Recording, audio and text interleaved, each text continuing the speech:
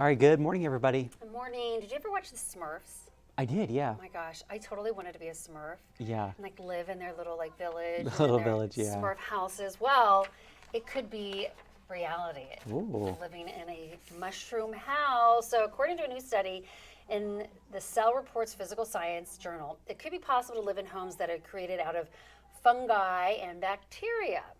So researchers in Montana developed the root-like structures that links fungal networks in the soil and said they came up with a framework to grow a living, self-repairing building material, which is interesting. The study says this could lead to construction that is more environmentally friendly than cement. So take a look there. You can kind of see what they're talking about.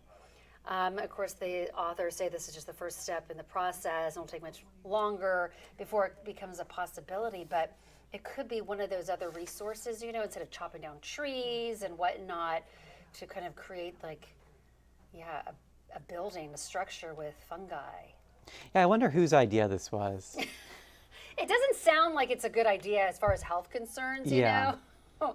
But I guess we gotta look at other resources. Yeah. So. I mean, as long as it's sturdy.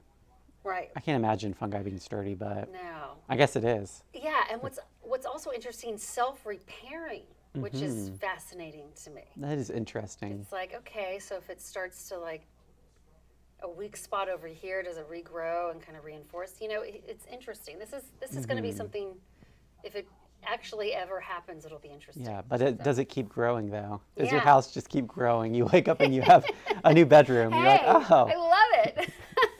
Have another child on the way. Yeah. Oh, it grew another room. Grew another bedroom. Yeah. So. But yeah, it's very interesting. Yeah. All right, thanks, Jennifer. Let's take a look at our local headlines this morning.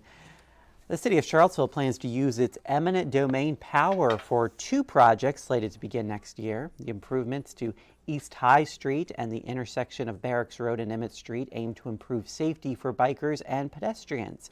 But the projects involve cutting into people's land. Charlottesville says it made deals with 19 of the 26 impacted property owners. It now plans to offer compensation to the others. Home prices rose in the Charlottesville region during the first quarter of 2025. That's according to a new housing report out by CAR. The median sales price hit $450,000. That's up $15,000 from a year ago. Home sales were mostly flat, but active listings were up. The Virginia High School League is expected to finalize a policy this week banning those not assigned female at birth from girls' sports teams. It's in response to an executive order by President Trump. A transgender advocate calls the move disappointing, while Attorney General Jason Miyares tells 29 News in a statement he believes the VHSL is protecting the rights of girls in sports. And a project led by a Charlottesville native could change how astronauts live and work in space.